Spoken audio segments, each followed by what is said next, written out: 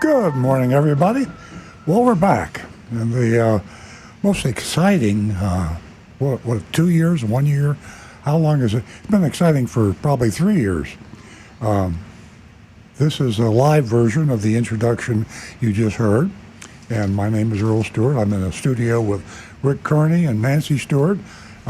Sue Stewart may be here. We'll let you know shortly. He usually gets here a couple minutes late. Got Jonathan Cantor over there on the production area. And here we are to have another fun day, another fun Saturday morning.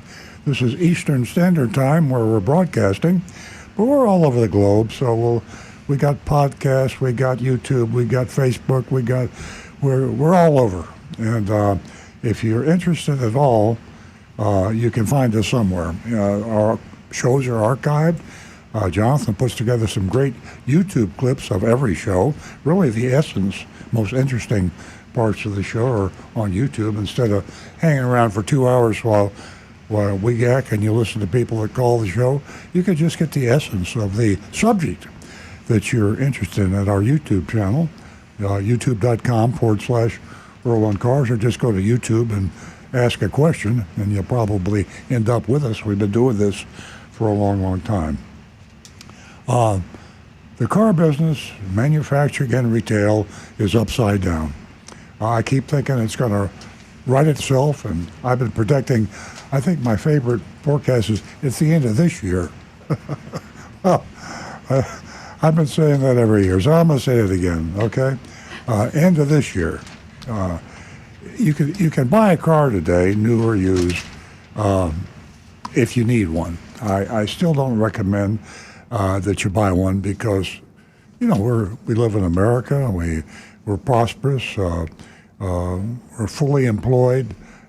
We talk about economic issues, and we do have some, but relative to the rest of the world, we're in pretty good shape. And a lot of you folks out there can afford to buy a car. I mean, let's face it, there are a lot of countries where they can't. So if you want to treat yourself to buy a car, that's okay. I mean, life is short.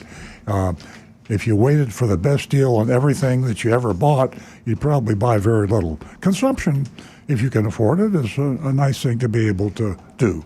And I'm just saying that I really believe that car prices are, especially new car, will continue to come down toward the end of this year. Used cars are kind of funny. Used cars have to come from new car sales. New car sales have dropped off considerably, and so there are not that many trade-ins.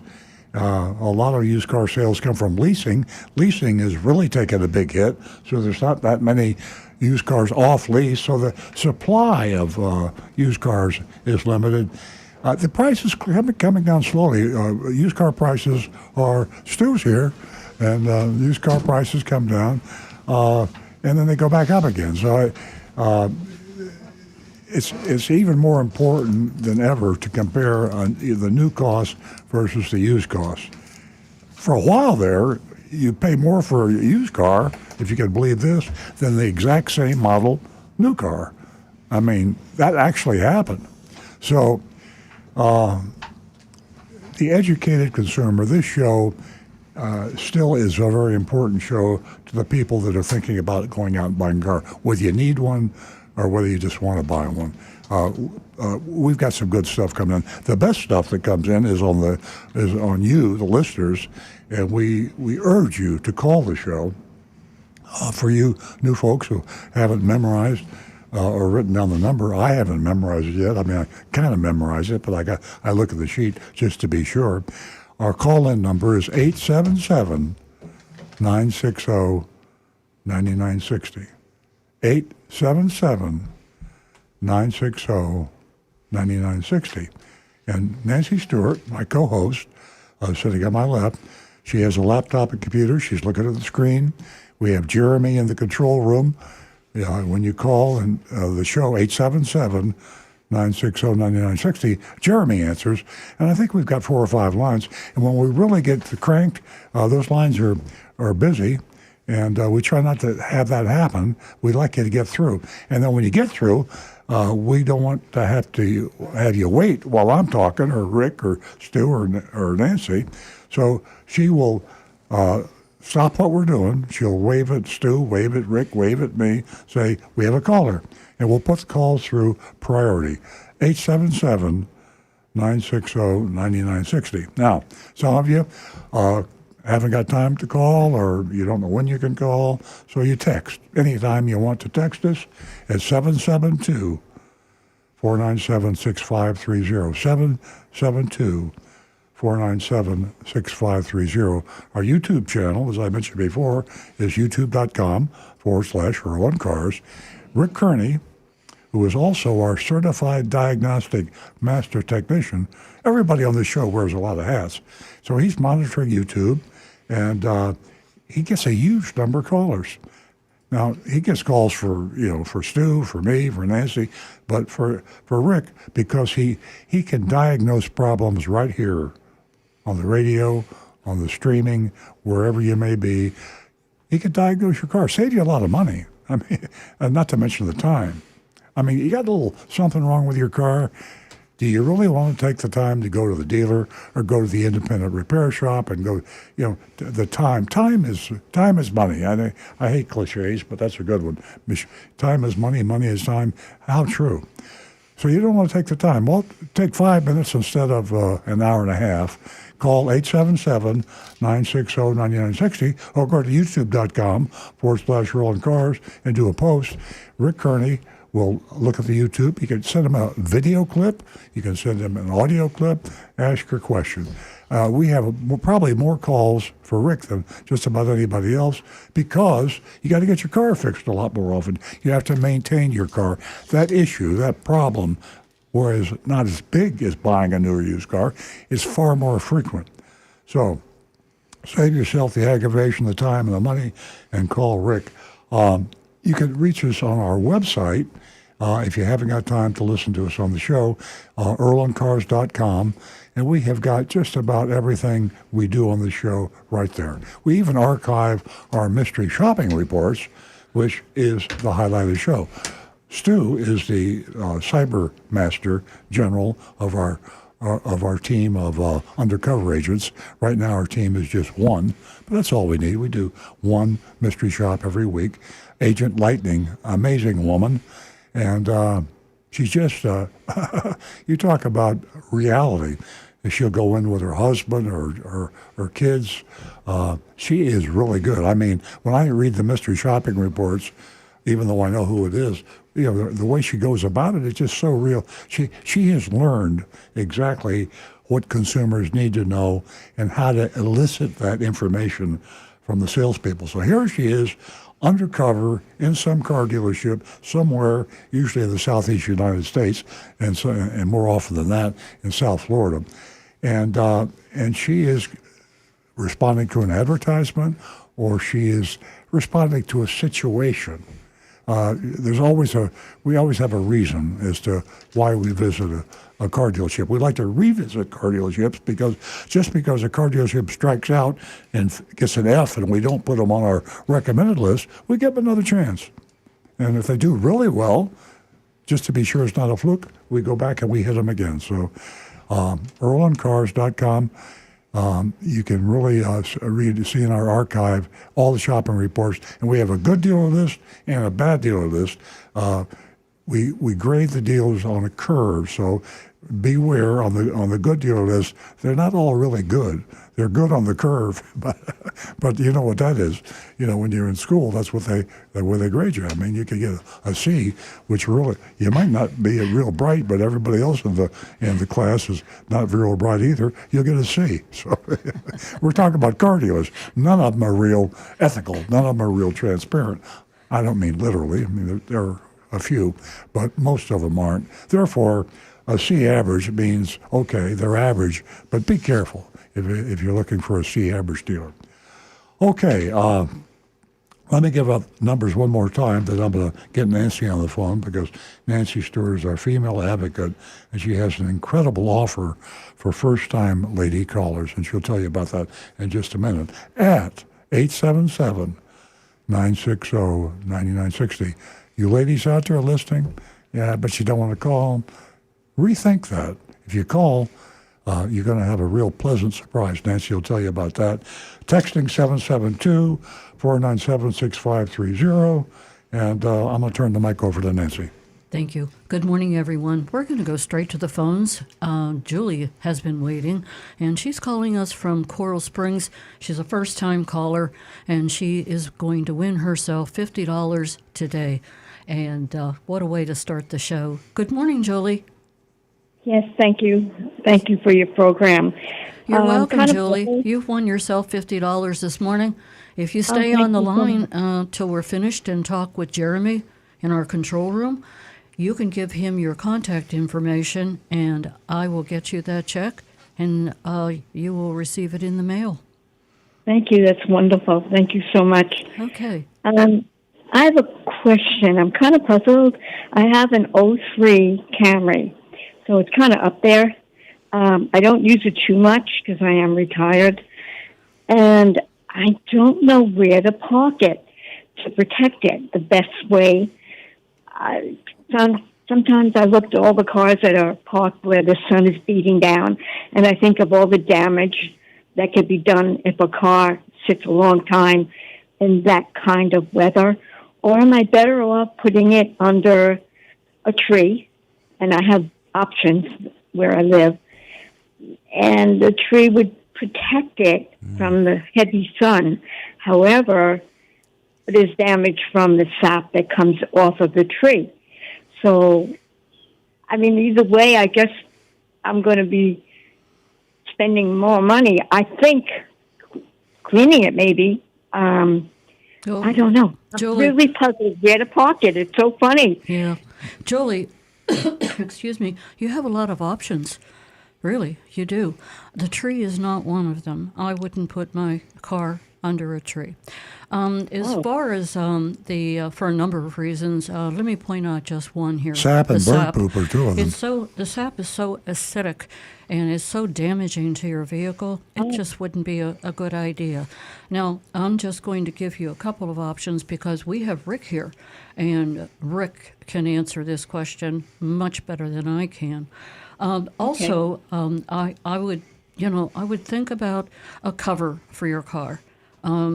Not to keep it on all the time because of the condensation and the heat and everything in between the car and the cover, but those are a couple of things. And before I spend too much time on this, I'm going to switch over to Rick. How do you feel, Rick? I would obviously avoid parking under trees, sap, drippings, things like that, but also bugs that can fall on your car and infest your car. Coconuts. Leaves, coconuts, yep. But Yeah. leaves especially that fall on the car, on the windshield area, they can actually migrate into the air conditioning filter, and quite often they'll even get down in the blower motor and start making a lot of noise. Now you're stuck with having to get the blower motor cleaned out. So there's a lot of reasons to avoid parking under trees.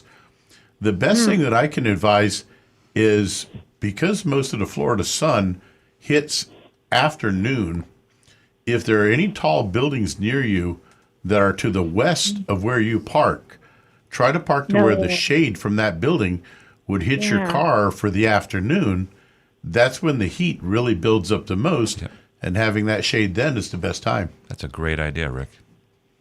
Yeah, well, I'll look, but I have looked in where I park, and I didn't see anything like that. That's why I just don't know what to do. What about the car cover like Nancy suggested? You could probably get one on Amazon or at Walmart. Are they heavy? I don't know what the weight is. Some of them can be quite lightweight because the new materials that they have on them, they're lightweight fabric and they breathe very well. Yeah. The only drawbacks to those, again, is frogs and lizards and toads quite often like to get up Let me underneath ask them. a question. I'm thinking That's to true. myself, if I were Julie, how often, let's say that she just want to leave her car where it is, how often would she have to have her car waxed that would protect it indefinitely? Depending on the color of the car, if it's a darker color, let's do it. I would have it done at least every 3 to 4 months. Lighter cars, 6 to 8 months.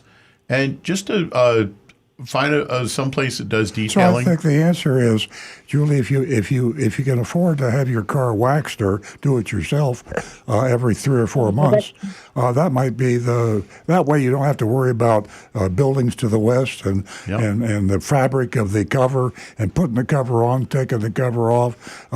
Just have it waxed. It take a half an hour, and you're good to go for 3 or 4 months. That is really the best option. Yeah, it's going to be quite an experiment for you, Julie. Julie, back to that cover that I suggested, not keeping it on, but periodically putting it on. Right now, as we speak, I have a fractured back. If I use my lightweight car cover, I can pick it up with no problem. So I'm not sure whether that addresses your situation or not, what you can pick up and what you can't. But that's quite a statement from me. That means that cover is quite light.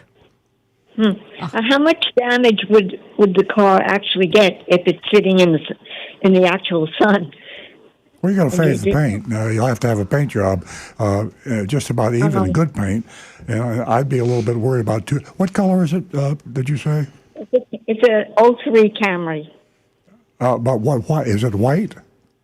No, it's dark green. Okay, but that's better. Yeah, that's better. I'm Yeah. concerned about the heat doing damage to the motor, anything in the motor. Oh, no, No, it yeah, won't hurt that. You don't have to worry about that. Just the paint. Okay.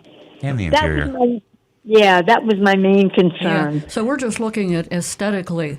You're looking. Well, I was looking more of inside. Yeah. If it's beating down, I keep thinking, how much damage is that heat doing to the parts that are inside the car? Yeah, all the way around. Well, Julie, I really hope that we answered your question, and Yes. please feel free to give us a call back and let us know what you decided. And Okay. stay on the line and get that contact information to Jeremy, who's in the control room. Okay, thank you very much. You're welcome, Julie. Thank you for calling. Spread the word. We are building a platform here for Oh, I ladies. do, yes. Yes, I do. Okay. Thank you. You're welcome.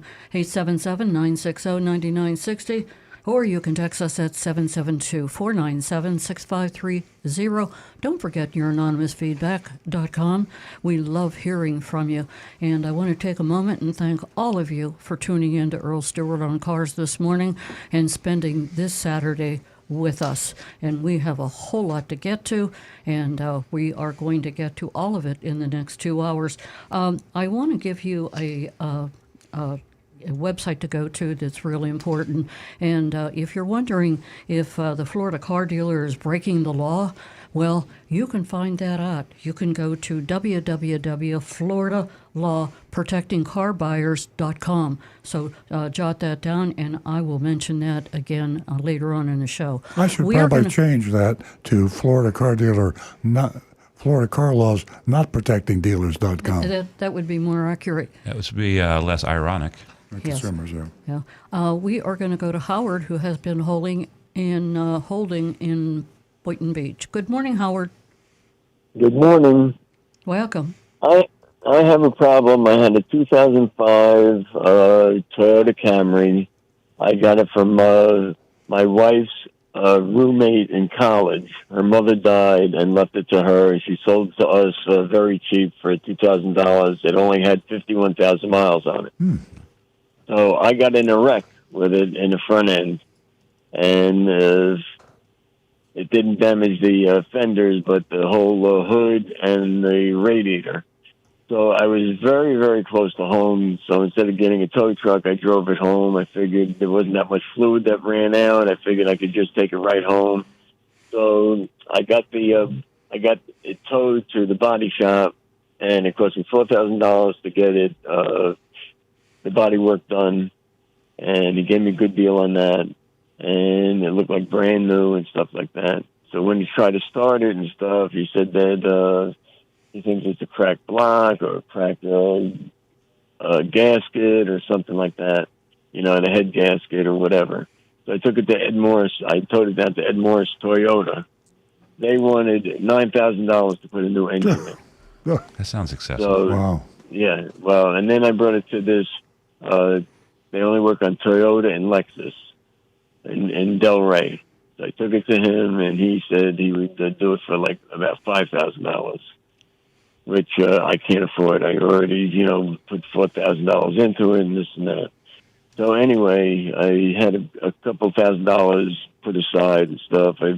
I parked it. I couldn't afford to, I get an annuity check, and it would take me like 6 months before I could pay for the whole thing, So I don't think they would hold it for me or whatever. So I sold it on OfferUp. I sold it for about $2,000.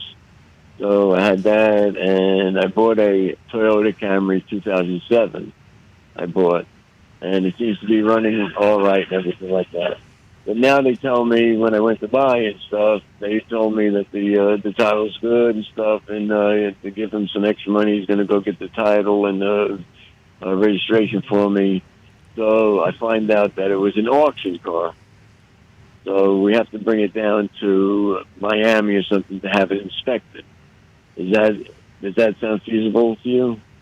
I don't know what they mean. Who do they want to inspect it? Because you're saying that the dealer bought the car at the auction? Yes. Yeah, I don't know. I don't know why they would say you had to bring a car to Miami for an inspection. Do you, Stu? No. I must have missed something there. I smell a rat here, Howard, and I think you need to get somebody else's opinion on what's going on here. There's no. Because I gave $300 to get the title that same day and the registration and stuff, And I already have insurance on it for my old car. I put the plate on, so this car is it's insured. But it's not legal, really, No. Does that sound right, the $9,000 for an engine? They say that I scorched the cylinders by driving it, and I only drove it a If little it did bit. need the engine, that's a fair price. The question is, and this is, too late now because, you've already sold it and bought another car. But I always recommend that you get at least 3 opinions on a major repair, especially in an older car, because $9,000 was more than the car would be worth. So it would be crazy to spend that money. It was only 50,000 miles. I was like brand new. Yeah.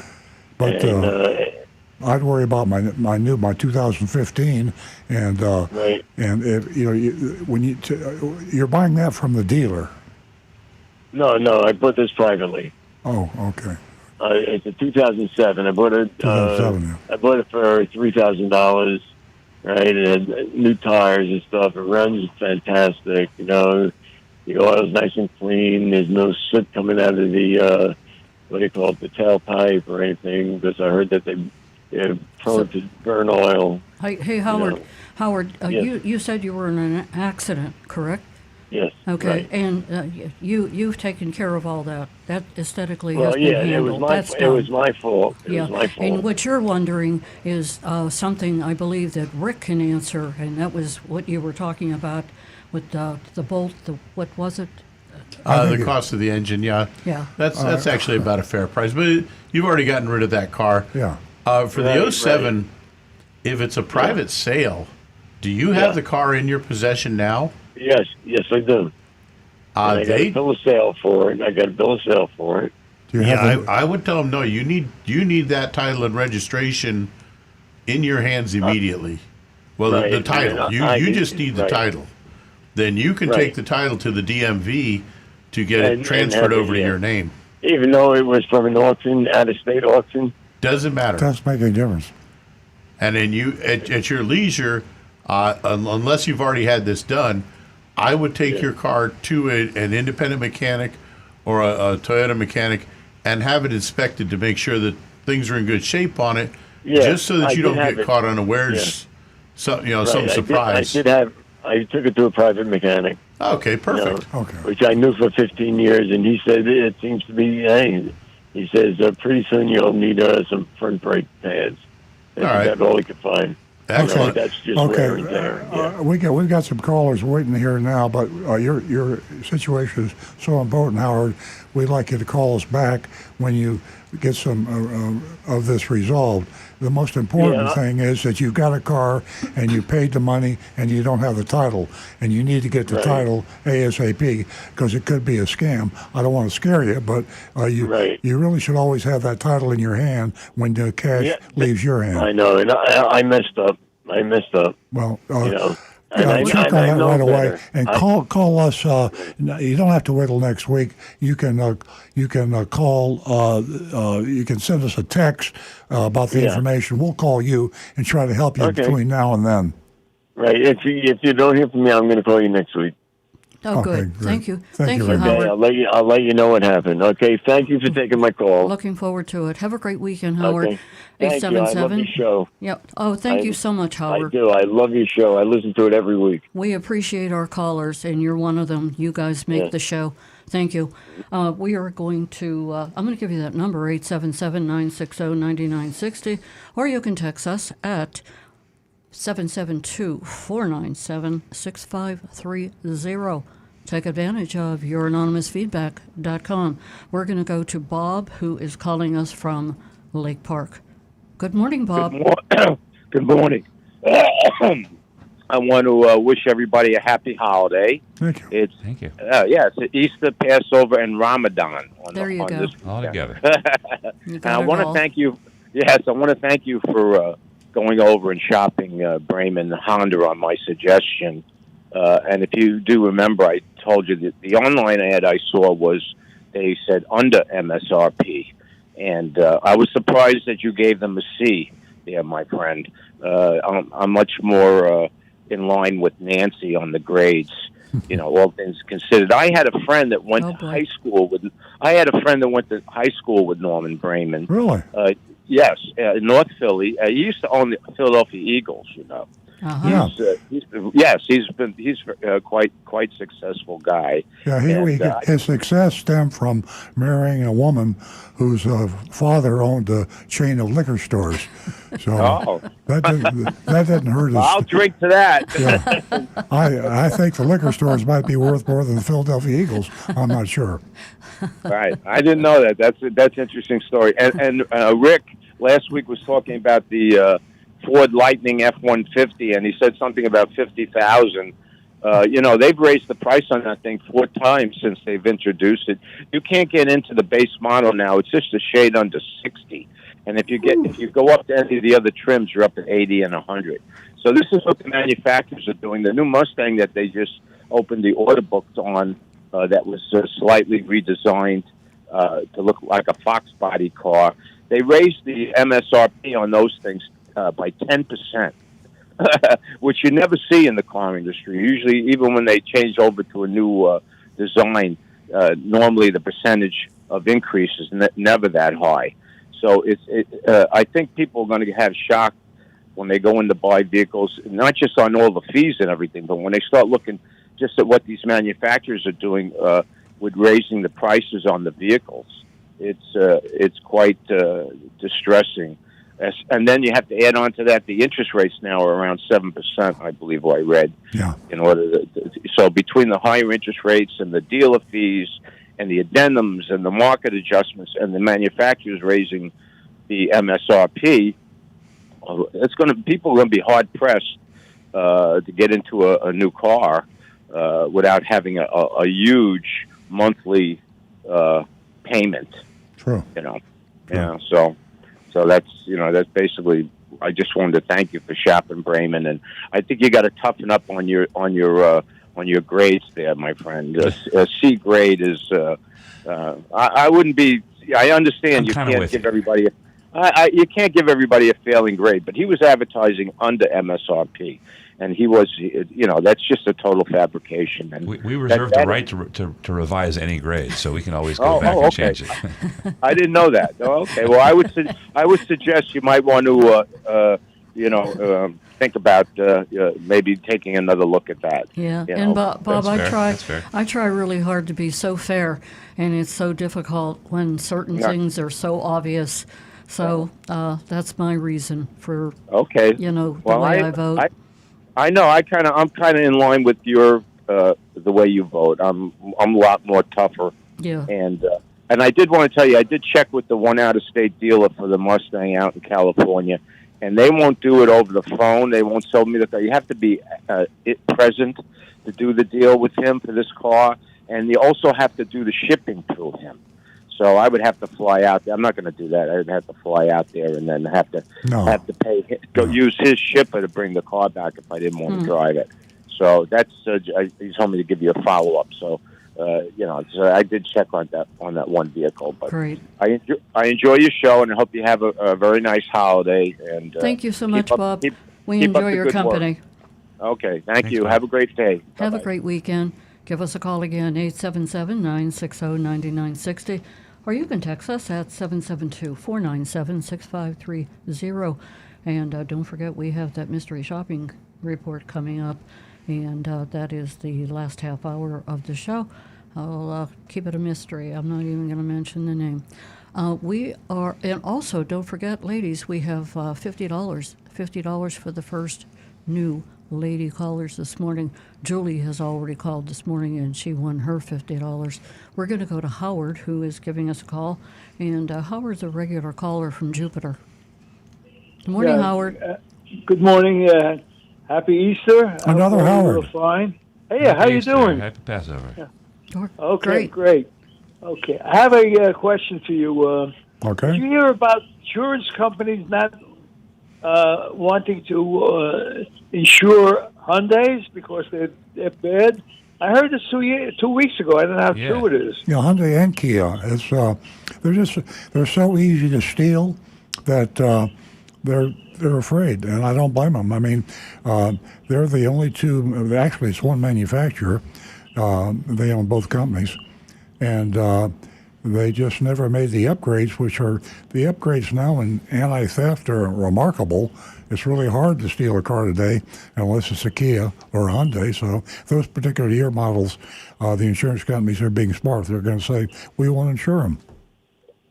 Yeah, but Rick, can you explain exactly why they're being why they could be a person could steal it very easily now?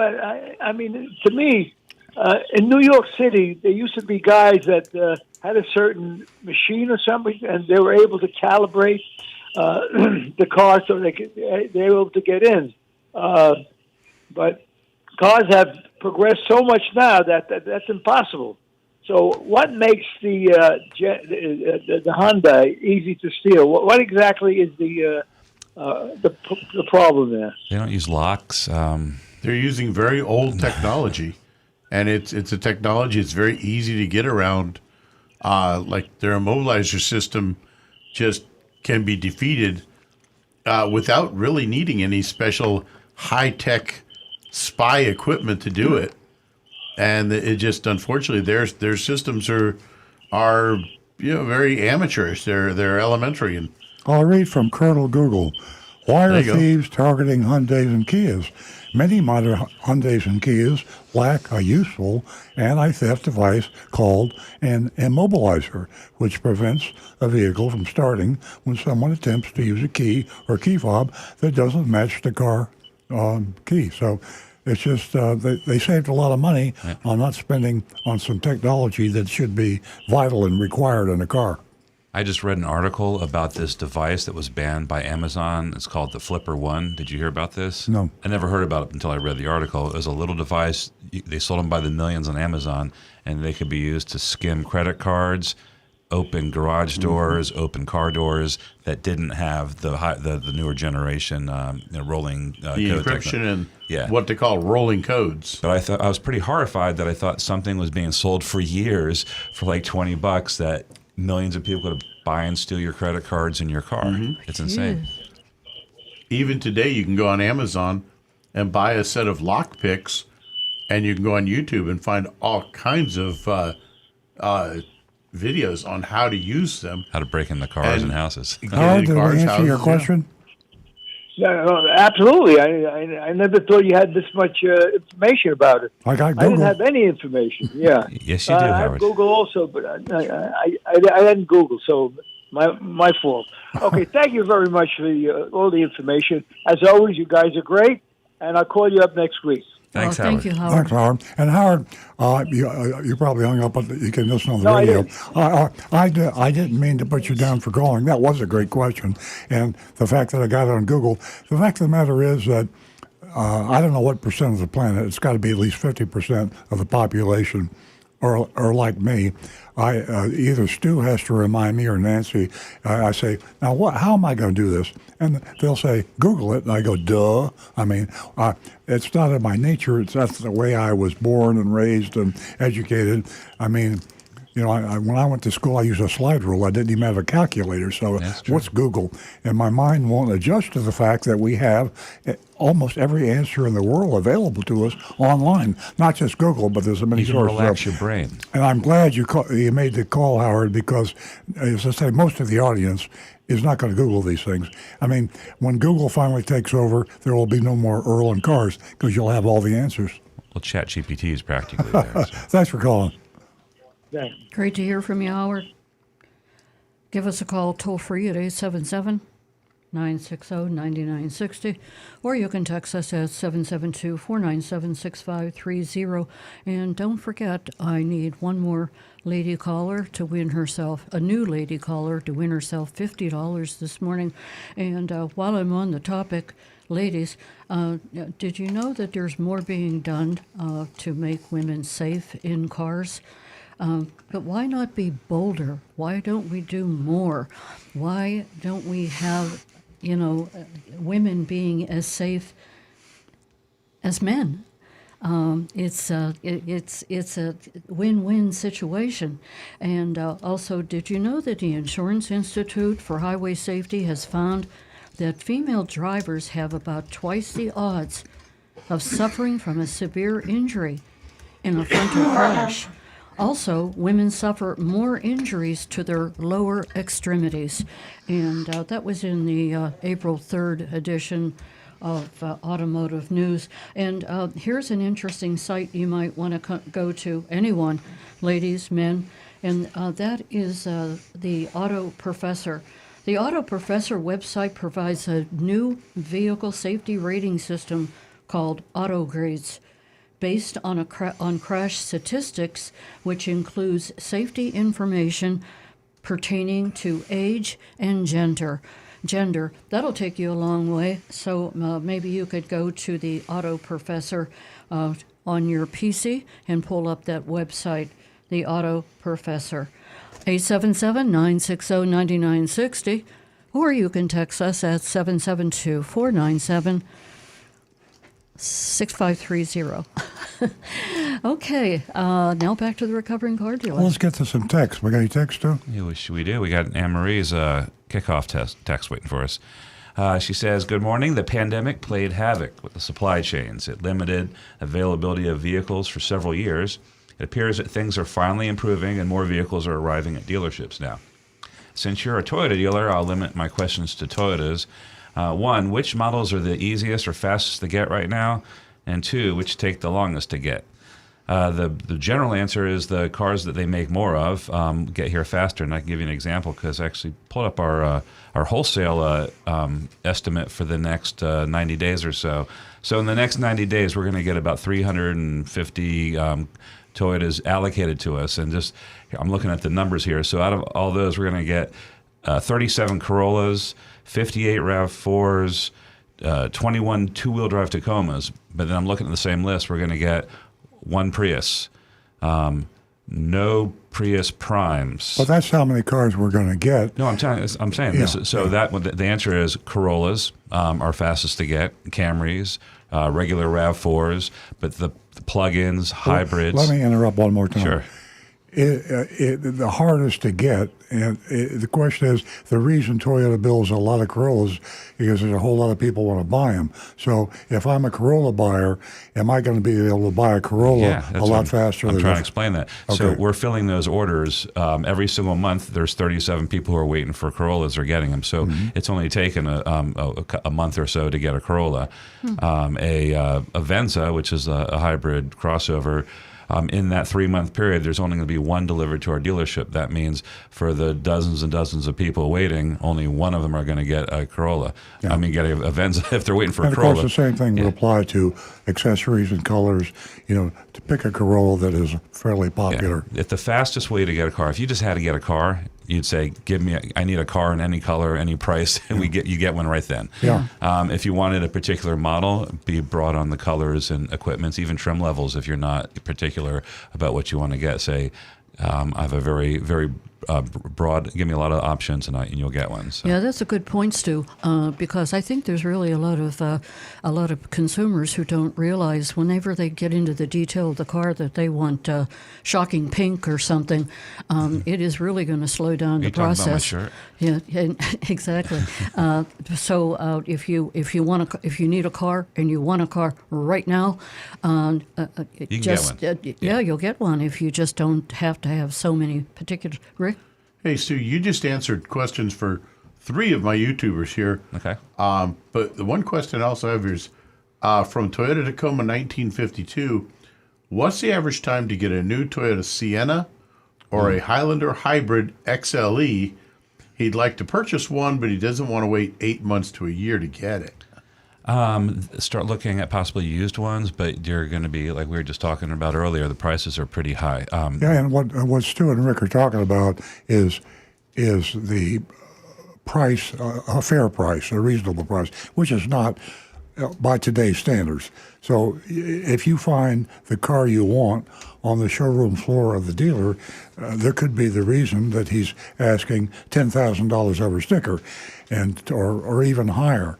The dealers that the dealers that have highly desirable cars on the showroom are charging highly undesirable prices. If you want to buy a car at a fair price, then kick in to what's popular and how long it'll take to order it to come in. Mm-hmm.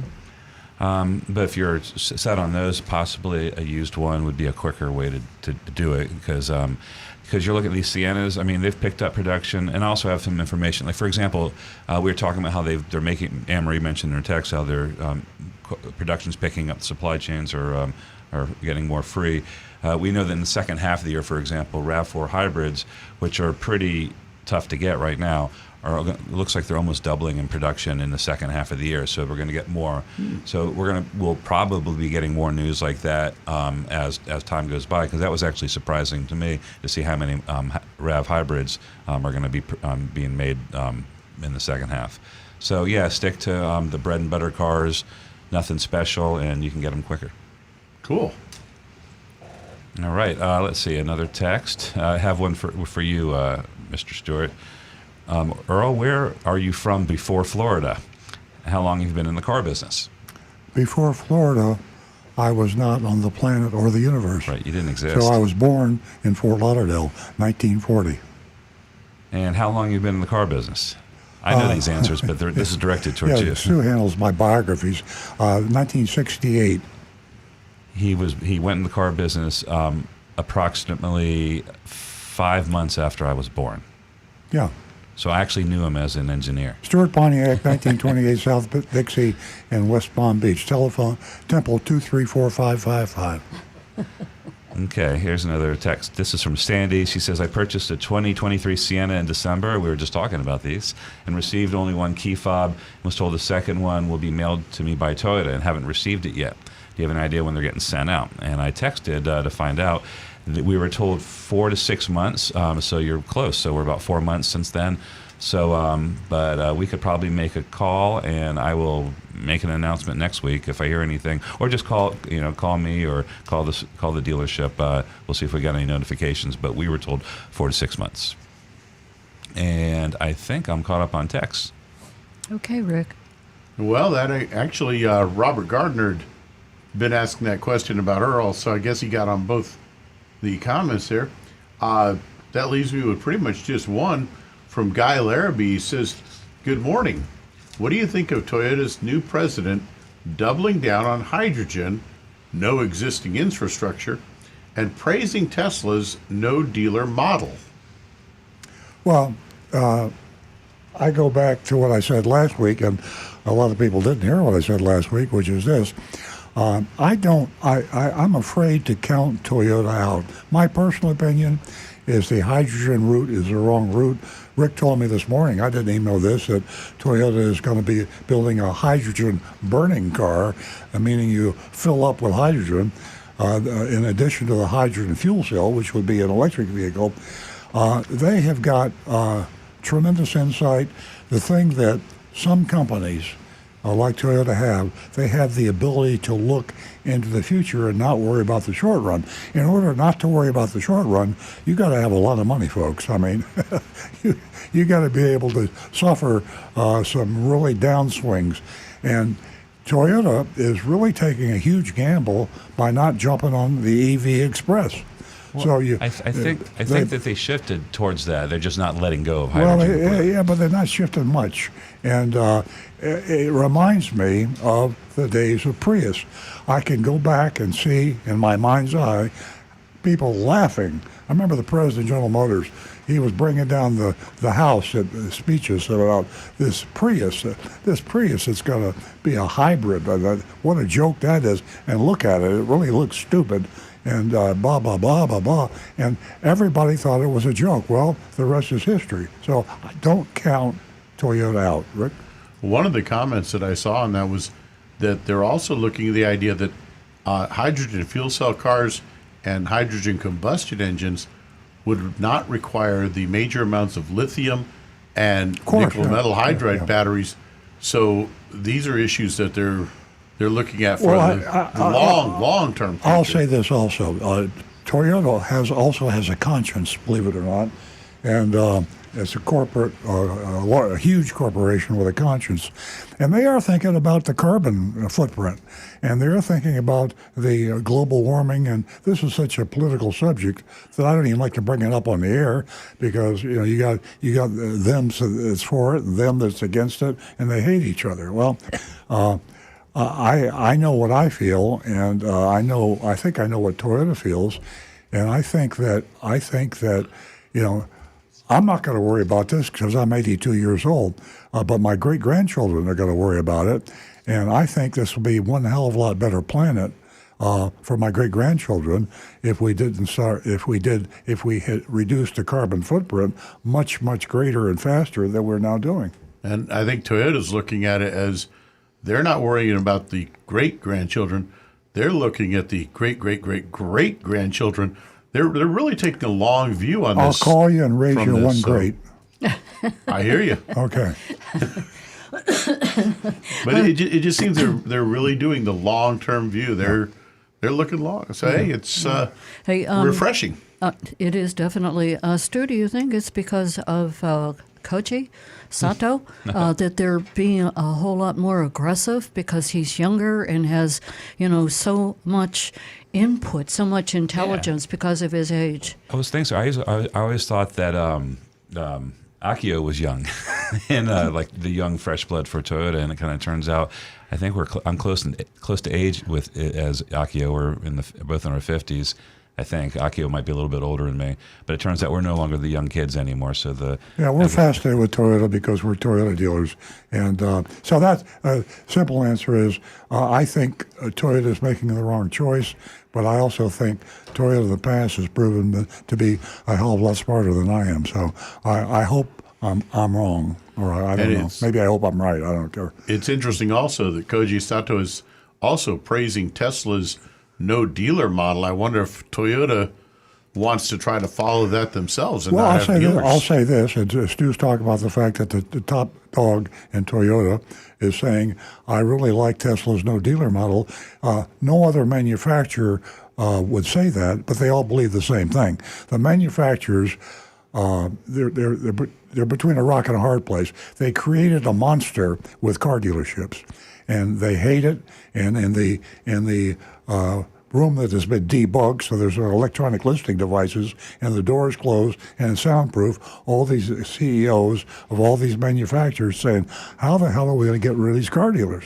And they don't dare do it because right now they'd be biting the hand that feeds them. They need the car dealers right now, but they know, It's not in the future dealing of the cars. This ain't going to happen.com. So we're going to have a major revolution, and car dealers, as we know them today, are going to be like Tyrannosaurus Rex. They are not going to be around anymore.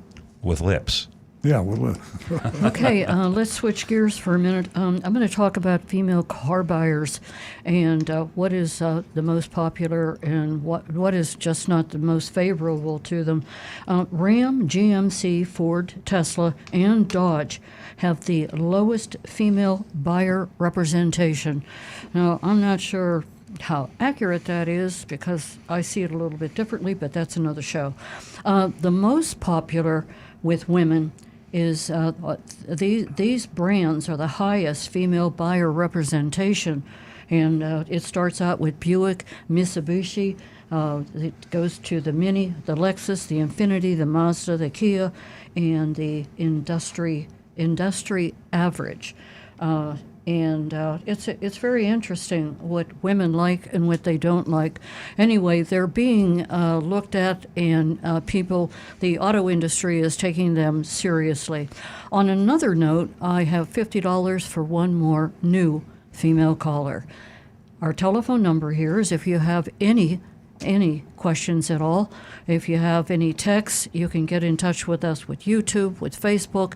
There's a number of ways. Our number is 877-960-9960, and you can also text us at 772-497-6530.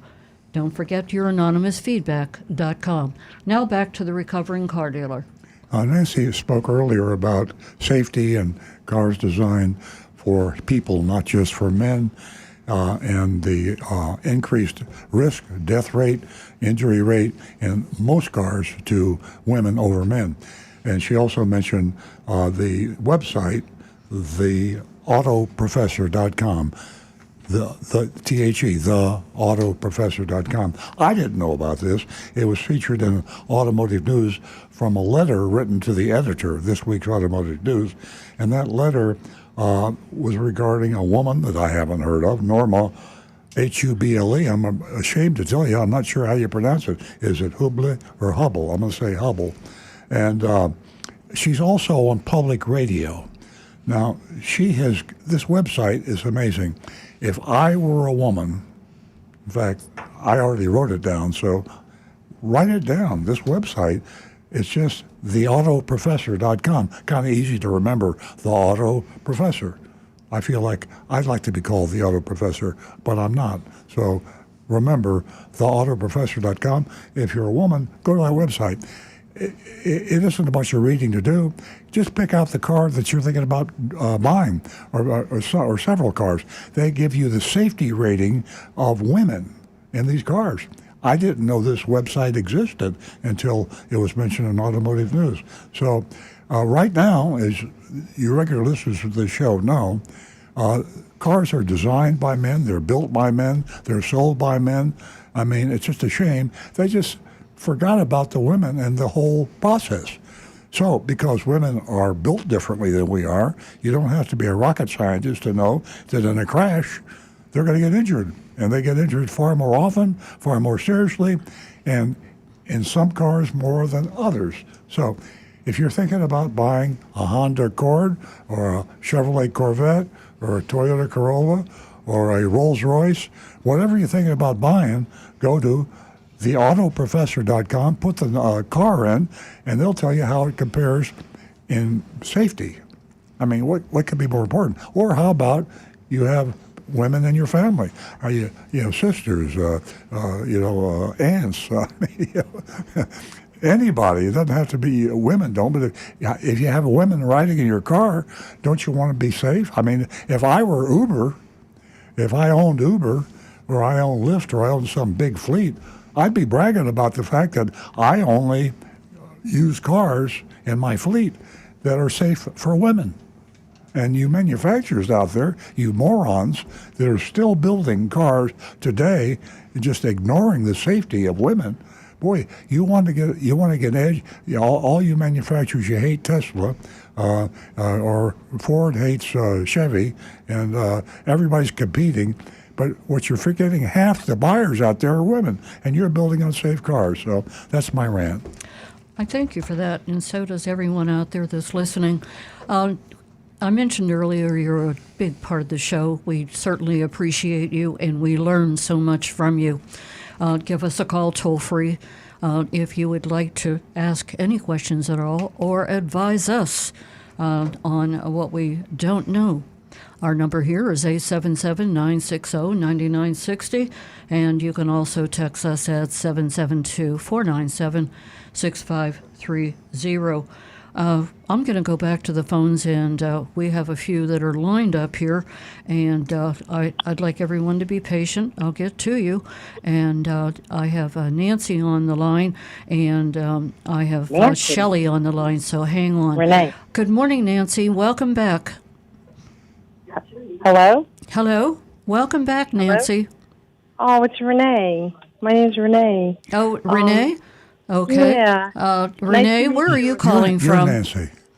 Yeah, I was asking Jeremy about Nancy because you guys are good. Thank you. You're welcome. I have a question on recalls. Okay. How does one know? No, I've wanted to know this for years, and I just forgot about asking anybody. So, can you please, John? I'm asking. I get distracted here by somebody. So, how do you know when there's a recall if you have 100 people or 50 or 1,000 and they have a problem with your car, the same thing, and they don't call in? Yeah. Does the manufacturer bring it's it real up? easy. It's real easy for you to check on that, and I'm going to ask Rick to address that, and it has everything to do with your VIN number. There's two ways to go about it. The first one is simply go right online, ismycarrecalled.com and safercar.gov. Yeah, you only need one. Yeah. Safercar.gov, just put in the VIN, which you can get that right on your insurance card, or there's also a couple spots that are easy to see it on your car. If you open the driver's side door, on the body, you'll see a sticker that will have that VIN. And type that in on the website, and it will tell you if there are any safety recalls that have been issued for your car. Excuse me, but what happens if it's not listed and nobody knows, the manufacturer doesn't know there's a problem? Are they honest, the manufacturer or the dealers or whoever is responsible, to tell the consumer, or do we have to report it? And when they have 1,000 people, like how does it become a recall? Well, there's no law for them to disclose it. It's right, but if there is a recall already issued for your car, and you go to the dealership, you can ask them to run your VIN, and if there are any open recalls, they will look and find them, and they'll be more than happy to do them because the manufacturer pays the dealership to do those recalls. They get paid pretty well. They don't have to answer a whole bunch of questions. They don't have to prove anything on warranty. They simply do the recall, and it's quick and simple. And as a technician, I'd rather do a simple recall because I don't have to diagnose anything. I simply do what the paperwork tells me to do, and I'm done. Now, if you have a problem that your car has not gotten recalled, but you think there might be a problem with the car, that's where you have to actually go in and have it diagnosed. It's the dealer? You mean you go to the dealer well, any mechanic can diagnose the car for you. But if you think it's something that is covered under warranty or under a recall, then you've got to go through the dealer. Oh, okay. Okay, thank you. And if you I have a vintage car thingy, and there's no statute, like say you get a vintage Mustang or something, and there was a recall on it. We're past the limits, right? Like if No. you're past, you're not. Safety recalls, if it's a safety recall that is on safercar.gov, where the government has told them you must have this recall available on this car, that car is under recall forever, and they're required to be able to do that recall even like 15 years later, 20 years later. What year is your vintage car? 69 Shelby and a 66 I doubt there's any convertible. open recalls on 69 Shelbys. Yeah, they Why are really they didn't even have them back then. Yeah. If it's 66 though, Pony, it's a regular. Yeah, like, you're not going to have who any designed warranty it? or recall repair on that vehicle. No. And a what about the 66 convertible Mustang? Like just the even worse. 289 hypo. Nope. No, again, those are cars that what you want to do is go out there this weekend, wash and wax them and make them shine like brand new pearls, and then give me a call so I can come over, because you got two of them, and we can take them out for a nice drive to really give them a little bit of exercise. I'll take the convertible. I love those. What do you I'll think pay for about the that, gas. Renee? You're funny, thank you. My husband has the 442. Ah. The 4 on the floor, 4-barrel dual exhaust. I'm really into cars. Wow. I eat, sleep, and breathe cars, and I love your show. Oh, thank you so much, Renee. We had such fun talking to you, and I hope that safecar.gov helps you out. Give us a call again. We'd love to hear from you. Renee, are you a first-time caller?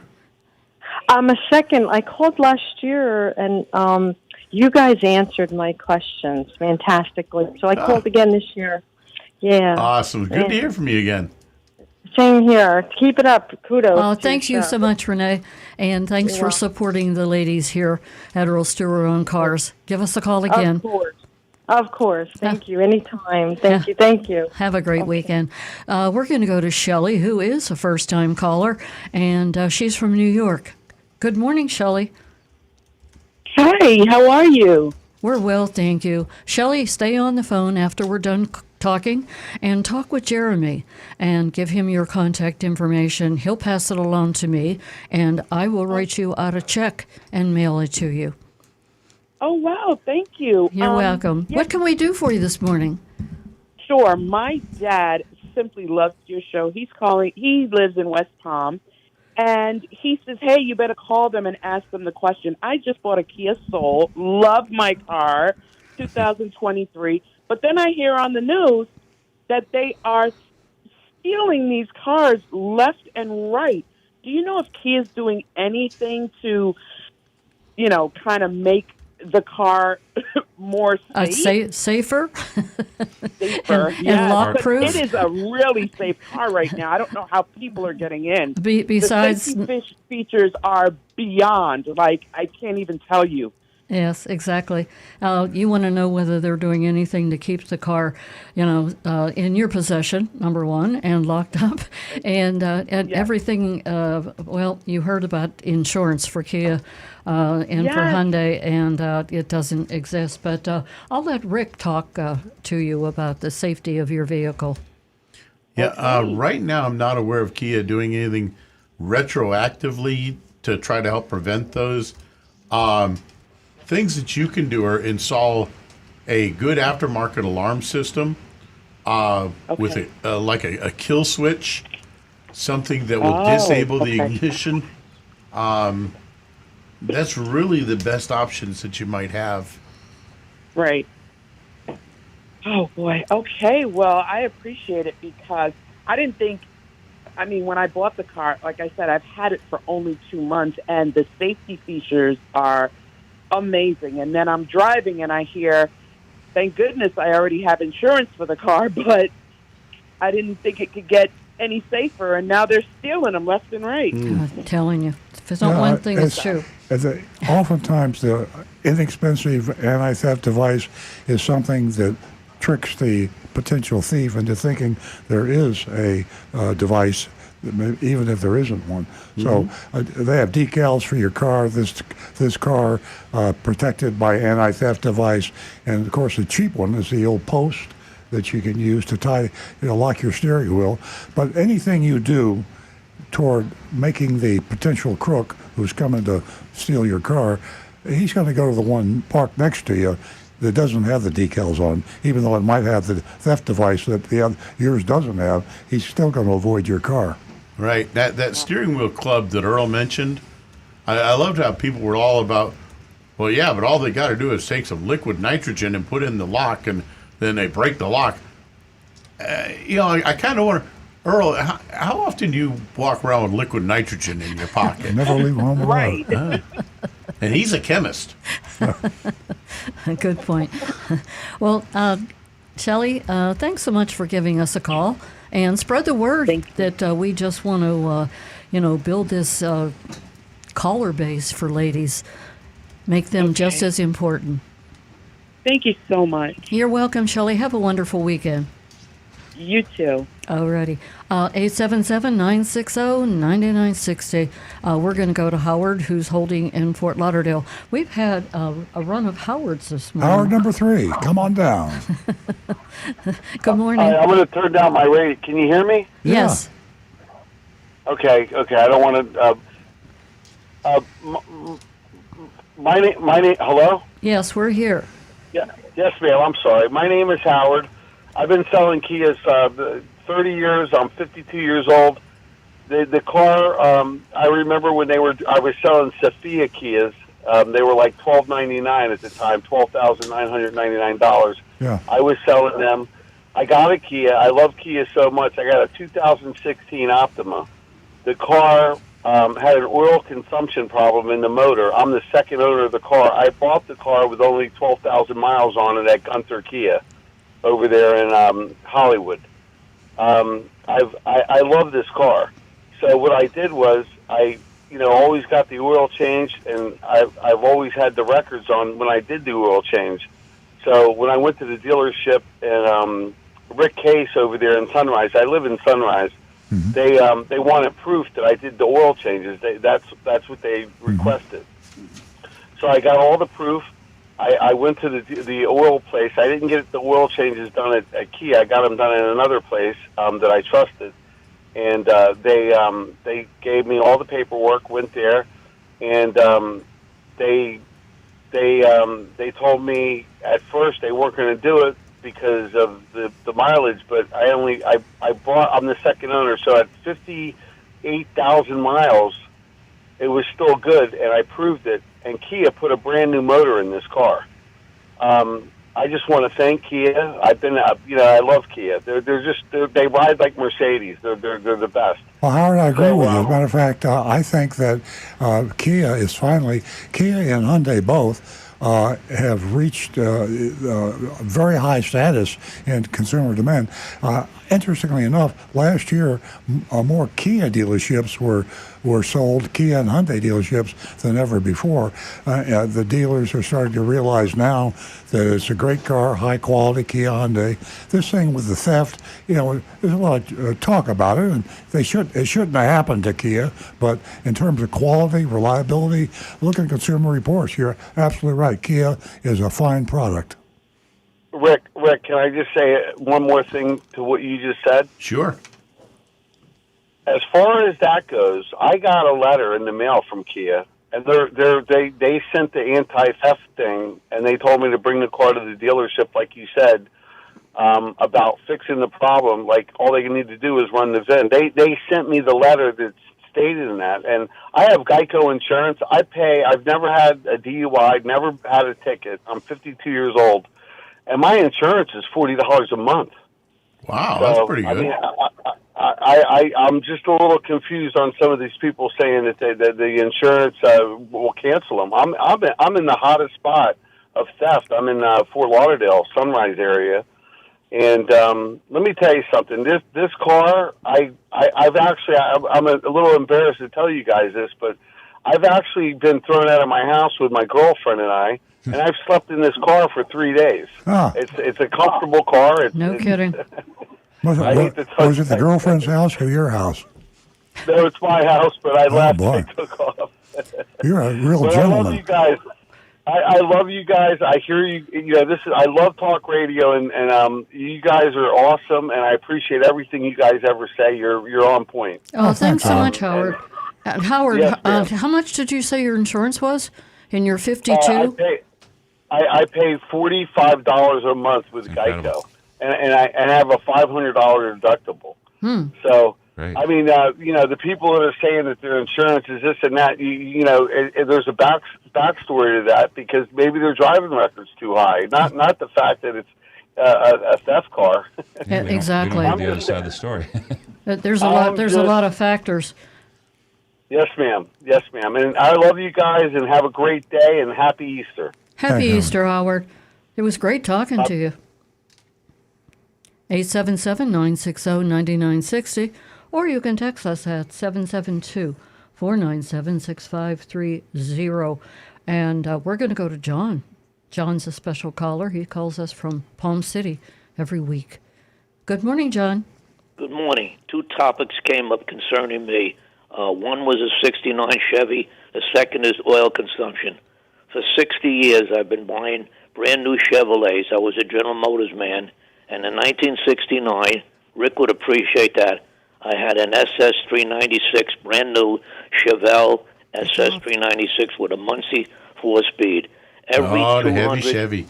Oh, my God. Every 200 to 250 miles, it burnt a quart of oil. So went into Chevrolet. What did they determine? A brand new short block engine. Brand spanking new, but still did the same problem. Guess what? They took the cylinder heads from the old engine and put them back on that engine, and it was valve seals. Oh, yeah. I've got, that's why you need a good mechanic, because that's a waste of money and time. And from then on in, I stopped buying Chevrolets and General Motors cars, and I just want to tell you something. The car I drive today, it's a Toyota Corolla. I went and looked up my original bill of sales. I bought it in 8476, a Corolla station wagon. Earl will sit down for this one, the price. The oldest Toyota dealer in the United States, it was Lincoln Avenue Motors in Jamesburg, New Jersey. Wow. I don't have the manufacturer's MSRP, but my bill of sale, 4068, $370 for the air condition, a total of $44.38, and only a $20 registration temporary tag because I was a resident in New York State. It was not only the best car that I ever owned, no problems at all, but it was purchased at this oldest Toyota dealer from the owner directly, and he told me, I will give you a guarantee you will love Toyotas.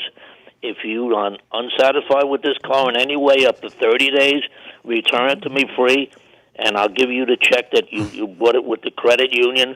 And ever since then, I have purchased nothing but Toyota Corollas. That's the car I drive now. I've never had any problems with them other than doing regular maintenance, brakes, tires, batteries, and fantastic cars. I can't tell you anything better, in my opinion, that's on the road. And Toyota Corolla is number one in mine, and it's the car I drive. And I want to just tell you something. In November, I was on a cruise, and it covers 6 countries.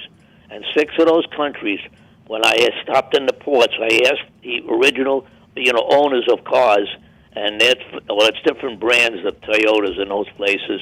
And guess what they told me? The number one car in their mind is a Toyota. And that's exactly what the one that puzzled me completely in the Grand Cayman Islands.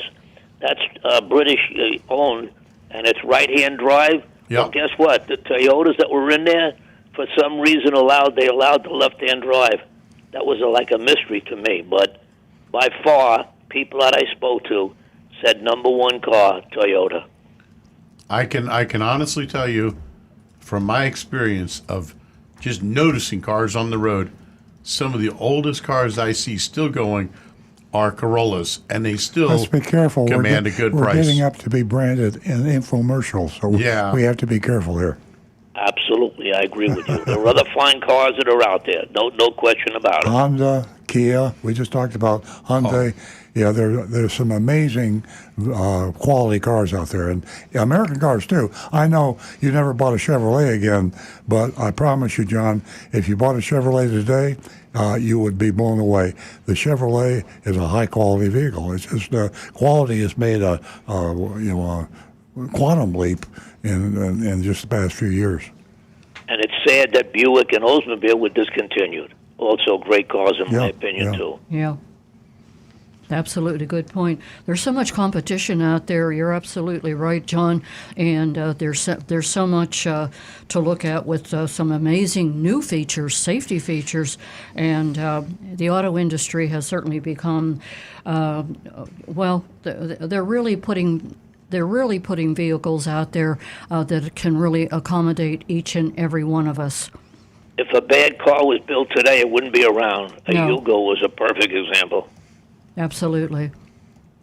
Okay, guys, happy Easter. Happy Easter, John. It was great hearing Thank you. from you. Have a great weekend. Thank Our number here is 877-960-9960, or you can text us at 772-497-6530. We're going to go to Marty in West Palm Beach. Good morning, Marty.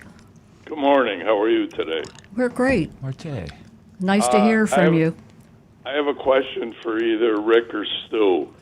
Okay. My car that I ordered in March of 22 is now supposed to be coming in Oh, boy. in May. It's supposed to be coming in May, the beginning of May. That's what they It's say. a hybrid Camry XLE.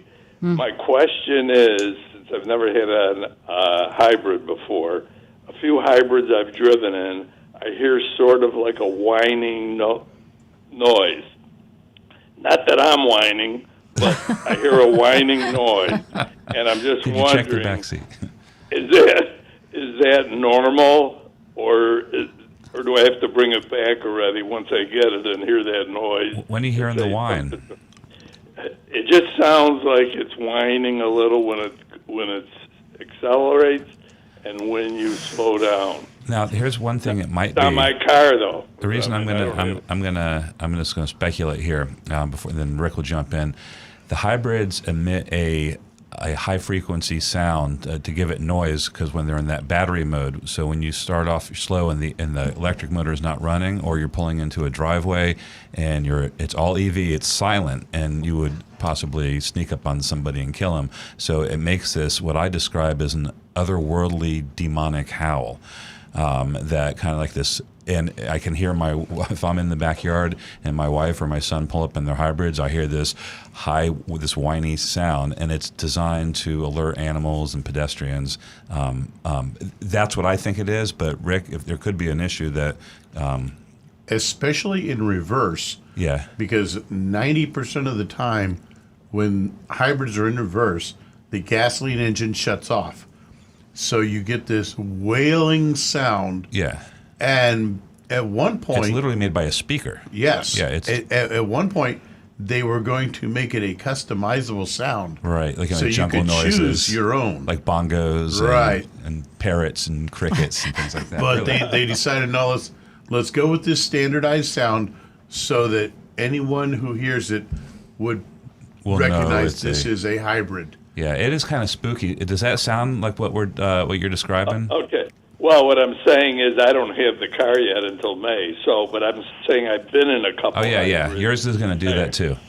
Okay, so I don't have to bring it in saying, "Oh, what's wrong with it?" Nope. No, and unless it's something else like the electric motors do make a little bit of noise. Can make a high pitched noise. That's the electric motors, and that's going to be normal. Yeah. Everything that moves is going to make a little bit of noise. Okay. You ought to see me first thing in the morning. I make a lot of noises. And I just wanted to tell you, in my last General Motors car was in 2000. So for the last 23 years, I've either had Accords originally and then went all to Toyotas. We had Buicks that had transmission problems. So no matter what you say that the Buick might be a wonderful car today, I'd never buy another Buick. Yeah, once you go Toyota, and you have no problems for 20 years, I think you stick to Toyota. Yeah, good point. Marty, it's always great talking to you, and all I can say is that your car is right around the corner. All right, it's in sight now. Yeah, exactly. We'll try not to sell it to somebody else for more money. Yeah, I'm trying to get there. I might have to sleep over there to make sure. Marty, you'll be there before the car gets there. Yeah. We'll check in next week for your weekly update, too. If I see a tent pitched, I'll know it's you. Yeah, I told the salesman to make sure it doesn't fall off the truck. That's happened before. Not to scare you. Have a great weekend, Marty. All right, have a happy Easter. Thank you. Happy Easter to you, too. We're going to go to East Tennessee, where we're going to be talking to Casey. Good morning, Casey. Well, good morning, y'all. How you doing today? Welcome from East Tennessee. Yes. Hey, I've got a question probably for Stu, and not sure quite how to frame it, but I'm getting ready to buy a car. Excellent credit, and I'll put about $10,000 down. I wanted to know kind of the F&I office when they are looking for financing. I wanted to know what I could look for in that kind of scenario. Do they offer better interest rates, and do the banks contend with one another to try to get that loan, or how does that work? I haven't bought a car in years. Well, the only way I would go with the dealer's financing is if they have a special incentive financing. Like you'll see, 1.9% or 2.9%. Back in in less crazy days, it was 0% all the time. Those are legit as long as it's coming from their manufacturer. The question you had, exactly right. Dealers will also work with a lot of other banks that aren't their like Ford or Toyota, and they will the bank that benefits the dealer the most is generally where they'll go with, and they'll make a profit on the spread on the interest rate. So I'll turn it over to Earl because this is really up his alley. But looking at your own lender or credit union would be the way to go if there's not incentive financing available. Now, Casey, the F&I office, they call it the box dealers among themselves. It's as in the torture chamber and Cool Hand Luke. It's a place that in normal times, car dealers make far more money per car in the box in the F&I department, and your interest rate would be higher, and you would probably be sold, or maybe not even realize you were sold products that you don't need. So yeah. Stu said it perfectly. Credit union or your bank, and I would go with a credit union. I didn't really press them. If you're not a member of a credit union, you can join one. There are a number of quality credit unions that for a relatively small annual fee, which you'll recoup immediately in interest rate savings, for a very small annual fee, you could be a member, and there aren't any legitimate, or there are very, very few legitimate manufacturers subsidize interest rates today. And you just stay out of the box. Buy the car, stay out of the box. One last question. What would you guys consider for a good credit and that type of thing? What would you consider a decent interest rate nowadays? Is there kind of a spread? Well, with that? It's definitely it's come up. I around 6% for new cars. Okay. Yeah. Okay. Well, that answers my questions. I'll just make sure I stay out of the box or break blood. You'll go in there, but don't get beat in the box. Don't even go in there. Don't go in the box. I got you. Yeah. All right. Thanks so much, Casey. Have a nice Easter. All right. Bye-bye. Have a great weekend. Back to the recovering car dealer. Yeah, we were talking earlier about Toyota. I got embarrassed because of we are a Toyota dealership, and people do like the car. They like Hondas and Kias. We talked about that too. But I get nervous because this is not an infomercial. But for you very, very pro-patriotic American folks out there, and I'm one of them. I mean, we're all Americans. We're proud of that. And it is humbling to think that this Japanese right after the World War II and the terrible, things that happened and the attack on Pearl Harbor, and now you're buying these Japanese cars. This is interesting about the Japanese, and it also applies to Asia because you're talking Hyundai, Kia. Where do you think Toyota learned how to build a quality car? It was from an American. Yeah. And right after World War II, an American, Edward Deming, he is from Wyoming, but he was an engineer, quality expert. So after World War II, I mean, there wasn't much left of Japan. But they invited him over, and he spoke to their engineers, their manufacturing people, and he explained to them how important quality was. Yeah. And they copied. Now most of the, I think they even visited American plants prior to World War II. Yeah, probably. They copied everything. But the point is that the manufacturers of the United States, they ignored Deming. Here he was an American, and they wanted to build big gas guzzlers, and they didn't care about the safety. They didn't even have seat belts, and all of a sudden, so it's.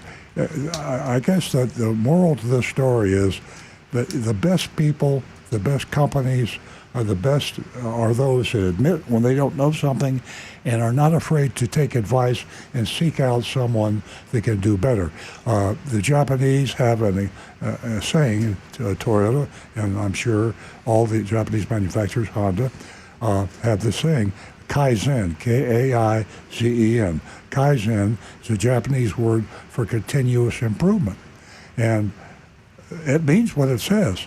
When if you build a great car, you're not satisfied with it, because next year you got to build a better one, and that one word sums up the secret to success for Toyota, certainly, and for a lot of the other Japanese and Asian manufacturers.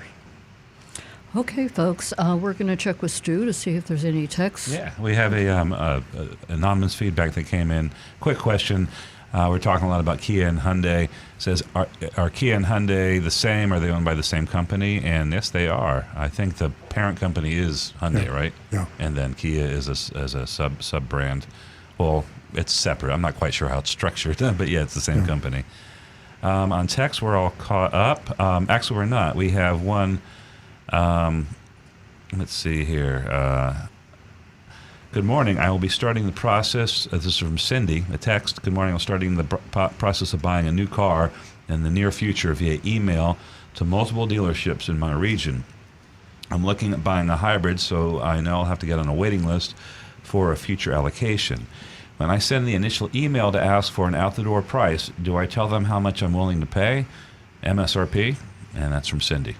Well, that would kind of defeat the purpose, because that's what all car dealers want to know, is how much they can get out of you, how much will you pay, and that gives them an idea of what they can take in the way of profit. But no, I would go out, I'd go online. You're starting out exactly right. I wouldn't. I used to say 3 or 4 car dealers. How about 30 or 40 car dealers?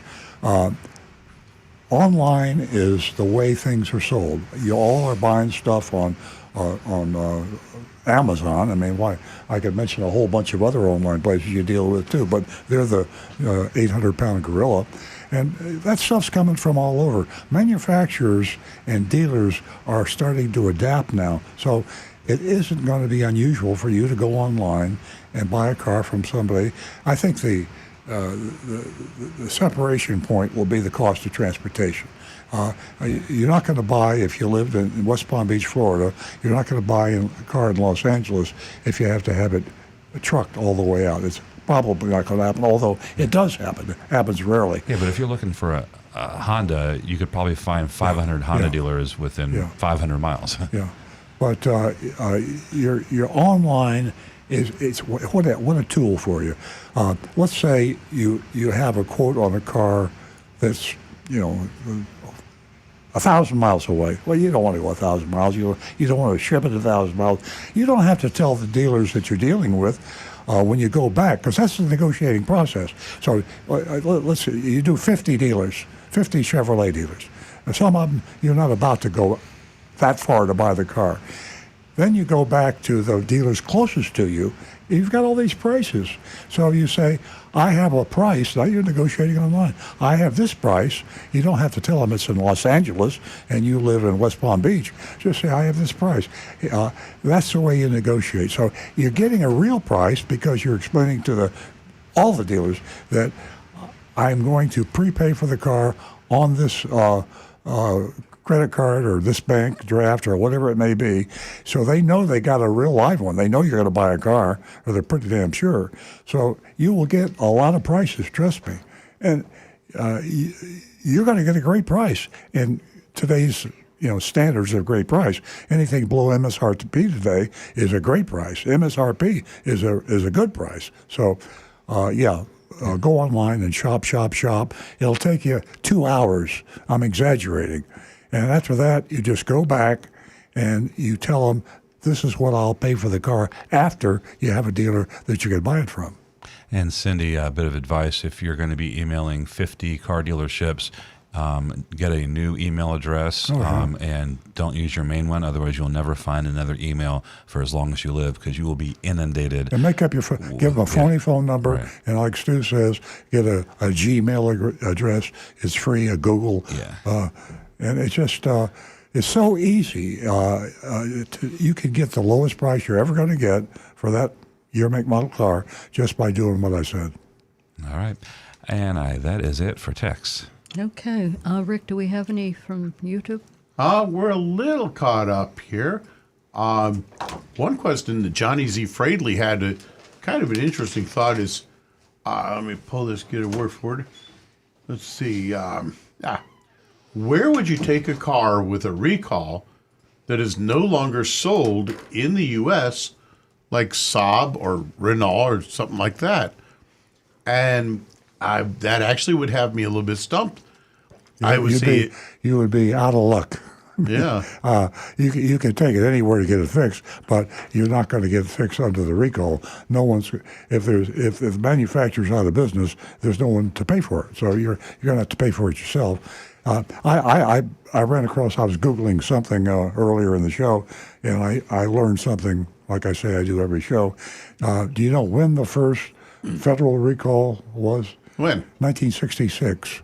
Wow. And that was 2 years before I got into the car business. I'd never heard of recalls when I got into the car business, so I don't think there were that many recalls. The first recall period, not by the National Highway Traffic Safety Administration, the first recall was over 100 years ago. And Henry Ford recalled one of his cars. If the manufacturer's gone, you got a problem. I mean, if they're not here to take care of their customers, and it's a U.S. law, even if they're still in Europe, they're not going to pay for a recall in the United States. Okay. Okay, folks, I have to mention to you, how do you do the ones that can see the backdrop behind Earl?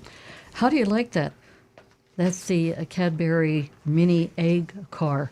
And Jonathan came up with that idea. Isn't it beautiful? Oh, I just love it. Very, very creative.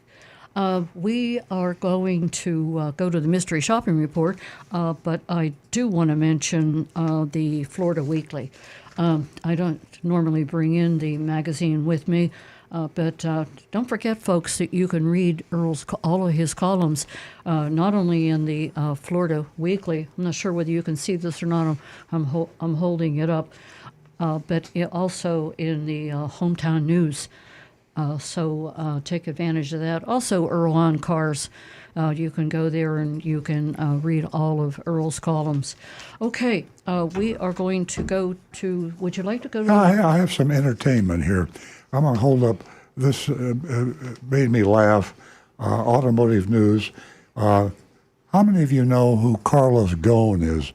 Ghson. Carlos Ghosn, regular listeners, we've talked about him a lot in the past. He's one of the few automotive people, in fact, one of the few people, period, to be CEO of 3 Fortune 500 companies at the same time. He was the idol of the automotive business. Everybody, all the manufacturers, all dealers, they worshiped Carlos Ghosn. He performed these financial miracles with various manufacturers, some of them being Nissan, Mitsubishi, Peugeot, Renault, all over. But they made a movie of his life, and it's called Fall of the god of cars. You don't want to miss that. The fall of the god of cars. And if you still don't remember Ghosn, and that's spelled funny, Ghosn, he was accused by the Japanese authorities of financial misconduct in 2018. Oh, and boy. here's the excitement. And he escaped on an airplane out of Japan. And you know, he packed himself in some luggage. You can't make this stuff up. And they got through customs and security and everything. And then they flew to Lebanon. And now he's still in Lebanon, and they're making a movie of his life. I haven't heard of the... Who's going to play him? Al Pacino. Have you ever heard of... Michael Winterbottom is the name of the guy that starred Monk. Tony Shalhoub. Oh, yeah. Tony yeah. Shalhoub. Tony Shalhoub. Tony Shalhoub. Yeah, he's a great actor. Is playing Ghosn. Yeah. You don't want to miss that. I mean, and of course, we don't talk about it. They downplay what these see. I could name you so many crooked. Well, the former head of the Toyota is going to jail. I mean, I'm not Toyota. The head of Volkswagen. They moved him to Audi to keep him out of the way. But when he was with Volkswagen, he prepared a counterfeit, phony software system.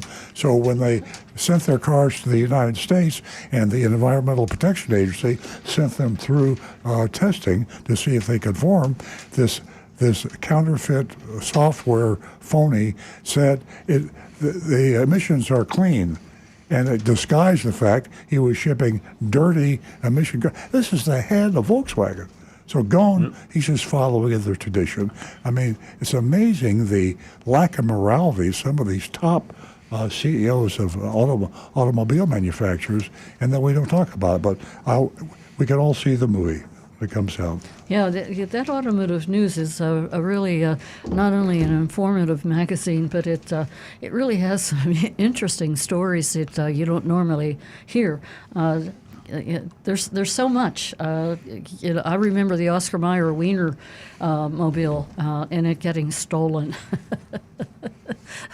No, wait a second. Really? Yeah, it did get stolen. Yes, it did. And then there was the other story about the Tesla. Okay. Stopped to get their battery charged, and they were caught. They robbed somebody. I'm not sure it was. I think it might have been a Costco. They walked out with thousands and thousands of dollars of merchandise. Okay, folks, enough of this silliness. We are going to go to the mystery shopping report, and as I always say, you are an important part of grading this mystery shopping report, and you can do that at 772-497-6530. We went to Margate, Florida, or at least Agent Lightning did, and she shopped JM Lexus. Remember, 772-497-6530. Just give us your vote. Now Okay. back to the recovering car dealer. Okay, a mystery shop of J.M. Lexus. It says Margate, and it is technically Margate, but that's like try Coconut Creek, because people have heard of Coconut Creek, and we think of it as being in Coconut Creek, which is some people think of being in Fort Lauderdale, but that dense population of the South. J.M. Lexus is the number one Lexus dealer in the world, sales-wise. They're also the number one Lexus dealership in the world, customer satisfaction-wise. They are an amazing... And niceness. Overall niceness. Yeah, amazing dealership for a lot of reasons. And it's a very interesting dealership because it's owned by the JM family. That stands for Jim Moran family. That's the estate of the late and great Jim Moran, who Stu and I knew personally. Nancy knows personally. He was the first Toyota distributor in Southeast In the back US. in the late 50s. And we were one of the earliest of his dealers. I knew him when he was a Pontiac dealership. Amazing man. And the reason we shopped JM Lexus, we recommend JM Lexus if you want to buy a Lexus, if you're in Florida. Matter of fact, we recommend them. Just check the delivery charges. You might want to have one shipped from JM Lexus. So we recommend them. Now, the reason we shopped them is For a couple of reasons. One, we shop too many bad dealerships, I think, and we know they're bad. Stu and Nancy and I and Agent Lightning will talk about our shopping target, and we usually think in terms of a real dog out there that's really ripping people off. I mean, it's more fun, and you get to laugh and curse, and it's better entertainment. It does. But we got to remember, by focusing too much on that type of dealer, It wears down our souls. Hmm? It wears our souls down. yeah, that wears our souls down. It also makes people think that maybe it's worse than it really is. Here is a really good dealership. Now, there's another reason we shop them. It's when Agent Lightning said, "Who do you want me to shop?" And I said, "JM Lexus." She says, "Well, they don't have a dealer fee." I said, "Yes, they do." She says, "No, they don't." So I said, "Well, go find out." Right. So anyway, we're going to find out, and I think you regular listeners know the answer to that comment, but you haven't. If you're not a regular listener, then this will be interesting to you. We shopped them because they're advertising heavily on television. No dealer fee. Come into JM Lexus, no dealer fee. And just think how effective that must be. I'm not allowed to do that, by the way, as a Toyota dealer, to say that I'm the only Toyota dealer. Right. You can say I have with no dealer fee, but you can't say I'm the only Toyota dealer, That's even right. though that you are. Yeah, but that's what JM Lexus says. This is not an ad. Yeah. So, No dealer fees. here we go. Speaking in the first person, as I were Agent Lightning. I arrived at JM Lexus in Margate, Coconut Creek, later in the evening. Entered through the side door near the service department. As I walked through the dealership, I didn't see anyone around, so I continued toward the front desk.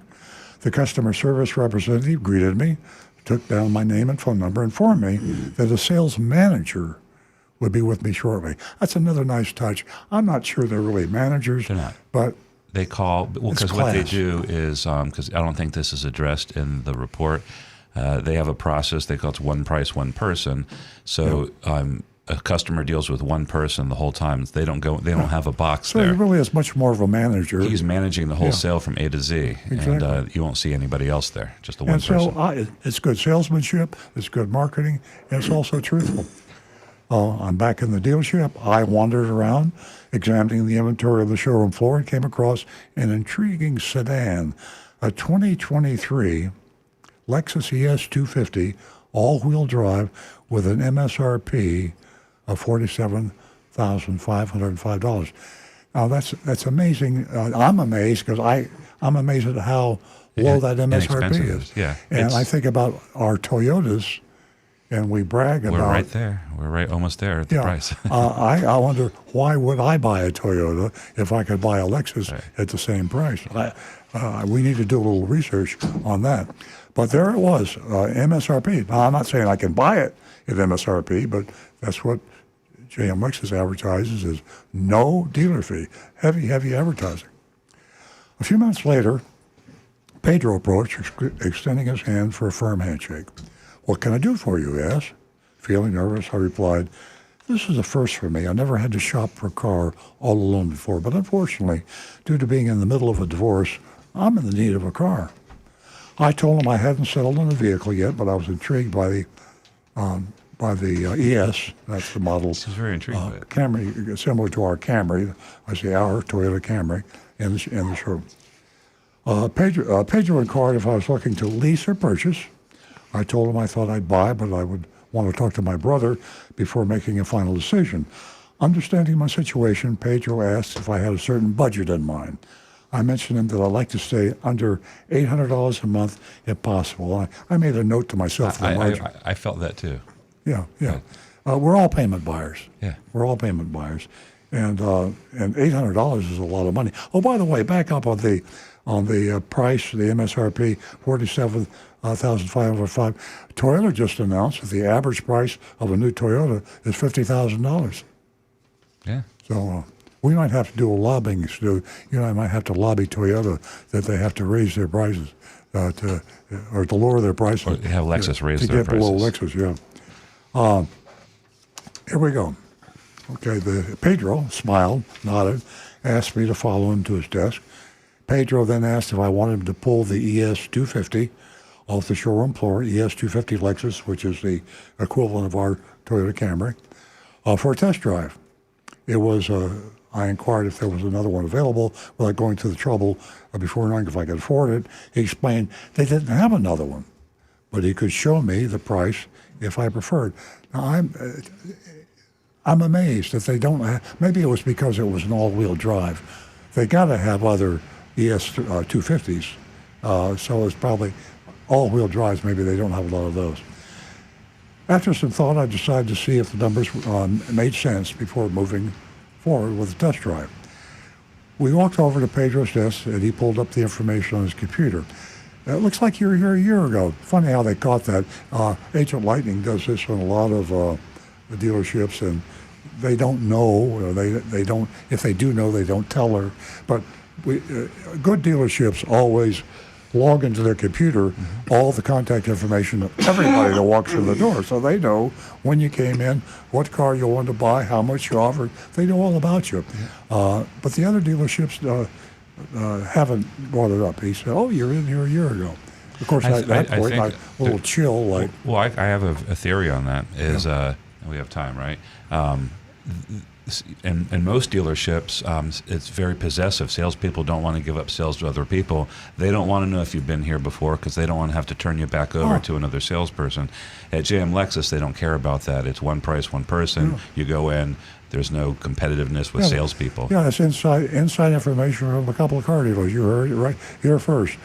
Car dealers pay on commission, and part of the system is that if a customer came in August and didn't buy from Charlie, and he came in December and bought from George, Charlie gets part of the commission because he was the first contact. If he finds out about it. Yeah. Okay. He then mentioned that their dealership prides itself on not charging dealer fees. Whoops, not charging dealer fees. And unlike most dealerships selling their cars at MSRP, Pedro explained that a credit score of 680 or higher would qualify me for Lexus best rates and the shorter of the financing terms. The lower the APR would be, which is true. He then showed me the prices on the screen. I asked if there was any way he could print something for me to compare the different options. Pedro clicked a few more times on his keyboard and led me to the printer. He picked the worksheet and handed it to me. Now, in most car dealerships, they wouldn't even let you take a picture of it. They'll grab the iPhone out of your hand, and they shame you to. I can't give you that writing. I can't give you. That's proprietary. Yeah, that's proprietary information. Right. I'll get in trouble. So you're hearing all the good stuff that's coming from this JM Lexus encounter. The selling price was MSRP. That's what it said, selling price. Everything added to the price was legit, except for the $59 electronic filing fee. $59. Now, that's so. We haven't got time, so I'll tell you what. If you want to go to Earl on Cars, you can go to Earl on Cars and read my blog, March 19th, 2015. Whoa.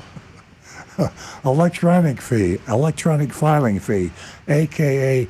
dealer fee. An electronic filing fee is a dealer fee. JM Lexus, advertise, we don't charge a dealer fee. For God's sake, JM Lexus, for $59, I'll pay you the $59. Well, be careful. They sell a lot of Lexuses. You scale that up. How many Lexuses do they sell every year? But it's so easy. Take that damn $59 electronic filing fee is profit to JM Lexus, and it's not in the advertised price. It even technically makes you violating the law. You advertise the price that you can't buy the car for. It's only $59. Why? Get rid of it. I'm going to tell you why. Get rid of it. Anyway. Because it's about $300,000 a year. Actually, you know what? That's to JM Lexus. That's pittance. Yeah. Okay. After we went on over the numbers, Pedro pointed out that I wanted a lower monthly payment. If I wanted a lower monthly payment, I could consider a lower model or put more cash down. Yeah, lower model than that. Wow. I didn't think there was much lower. Well, you get a front-wheel drive. Oh, front-wheel drive, yeah. That'd probably knock about $3,000 off the price or more. Yeah, you're right, yeah. Or maybe an IS. He placed the sheet in the folder, handed it to me, thanking me for coming. And Pedro was very kind, not pushy at all. He showed me his business card inside the folder and encouraged me to call him anytime, assuring me that he would be more than happy to help. So anyway, I kind of gave away the story too early about the fact that this is a great Lexus dealer. They're honest, they're moral. I can't say they're real smart because they get rid of that damn $49 electronic filing fee. What is the game? I even talked to the general manager years ago about that. I think they reduced it. I think it was $99. You have to talk to Colin Brown to get rid of that. You have to do what? Talk to Colin Brown to get rid Colin of that. Brown, yeah, you're probably right. Colin Brown is he's the executor. He is the He's chairman head of JM Family. Of JM Family. He runs the show, and he's an attorney, and I know him from way back in the day. He's also a good guy. Yeah. Okay, it's voting time, and for you voters out there, remember that we do use the curve. I got scolded on that earlier in the show because I gave a mystery shop a higher grade. You get emotional with things, and then you let your emotions affect your grading. And it's okay to give somebody a D or a D minus because they will go on the recommended list. We have to do that. But when you fail a dealer, they don't go on there at all. So you got to be sure that you have dealers that are really bandits, that are breaking the law and are really going to take advantage of you before you give them an F. So that's all I'm saying. Okay, some grades coming in. I have a B minus. A B minus. There's no name on that one. Would have been a B, but with my unadvertised electronic grading fee for $59, it's a C. And Frank gives him an A minus. Frank in Jupiter Farms, refreshing shopping report for us a change. And I agree with Frank. A minus. Yeah, I was just going to give him an A. I'm going to give him an A. I'll reserve an A plus for the dealer that doesn't have the $59, but it's still an A, and I don't want to. You got to say something because eventually they'll have to kick that $49. Where are we going to go? Yeah, right. Exactly. We have to give them. We can give them extra credit, but So I'm going with an A. Okay. Well, I've got Mark from St. Louis says, "Darn, I couldn't use the timely line. They laid an egg." Grade A. Grade A egg. Doug Fleck is asking, MSRP isn't cost, and with such a high volume of sales, don't they still get bonuses from the manufacturer? Not many. I mean, I don't think Lexus has many incentives for the dealers there. Don't know how that works there. Yeah, and I couldn't say this about anybody except JM Family.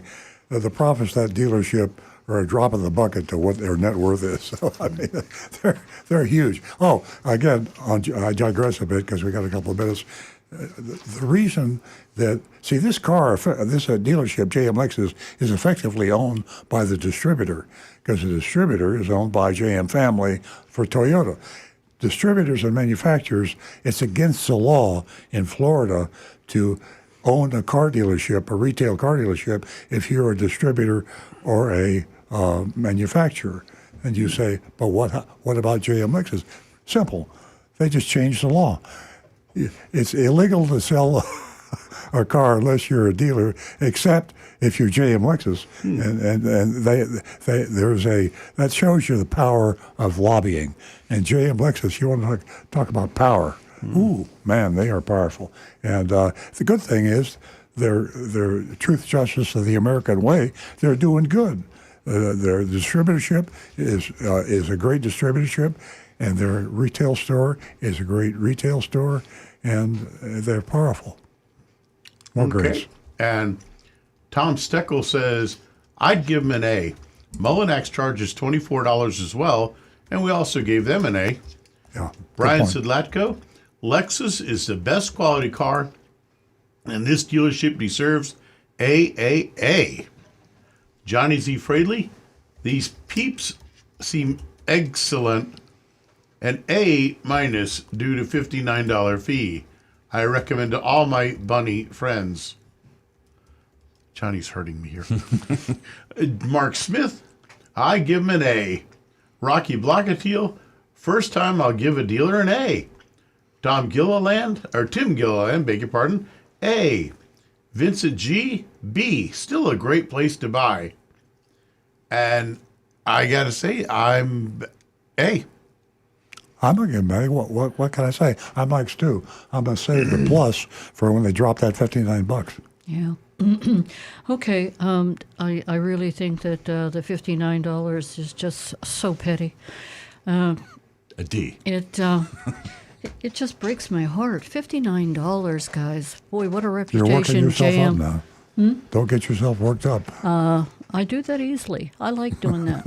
I think my audience likes it too. Work. JM Lexus, you know, what a great mystery shopping report.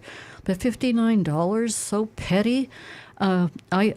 You would have gotten an A from me, but this morning I'm giving you an A minus. Well, there you heard it. That's we have never given anyone higher scores, and maybe they'll just keep the $59, but they're still the best place to buy the car. $59 in the grand scheme of things, buying a Lexus is nothing too serious. All right. I'm going to go buy a Lexus this afternoon. Yeah, I think in this environment, this mystery shopping report was, it was pretty good.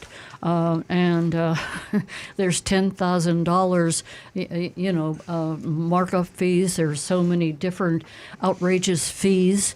And as I said, this $59, but for me, it was still very petty. Okay. You ladies out there, don't forget theautoprofessor.com. Theautoprofessor.com. Check it out before you buy a car. Input the car you want to buy. They'll tell you how safe is that car for women, because you won't find that out anywhere else. All the other manufacturers and dealers, you'll find a sticker that tells you what the National Highway Traffic Safety testing was, but that's for men. They use men dummies.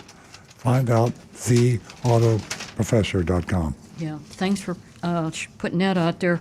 Norma Hubble does a great job at the Auto Professor, and she grades everything for the ladies before you purchase your vehicle. You can get a lot of information from that website, the Auto Professor. Okay, ladies and gentlemen, we're at the end of another great show, and everyone here wishes all of you a great weekend, and I wish you a happy holiday. Happy Easter and all. Happy Easter. Happy Passover and Ramadan. Thanks, everyone. Stay tuned next week at the same time, 8 a.m.